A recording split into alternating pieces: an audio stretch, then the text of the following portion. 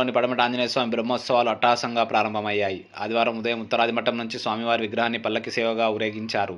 అనంతరం వంశపారంపర్య అర్చకులు ప్రాణేశాచారి ఆలయంలో ప్రత్యేక పూజలు చేసి ధ్వజారోహణం చేయడంతో బ్రహ్మోత్సవాలు ఘనంగా ప్రారంభమయ్యాయి. ఈ నెల 25న ప్రభోత్సవం, 26న రథోత్సవం, 27న పాలొట్లు జరగనున్నాయి. భక్తులు పెద్ద సంఖ్యలో హాజరై విజయవంతం చేయాలని పలువురు కోరారు. కార్యక్రమంలో పెద్దలు రామారావు, ఈవో శ్యాంసుందరాచారి, అరవిందాచారి, గోవిందరావు, డివిచారి, వాదిరాజ్, భీమిరెడ్డి, సిబ్బంది శ్రీనివాస్, ఇతర పెద్దలు తదితరులు పెద్ద ఎత్తున పాల్గొన్నారు.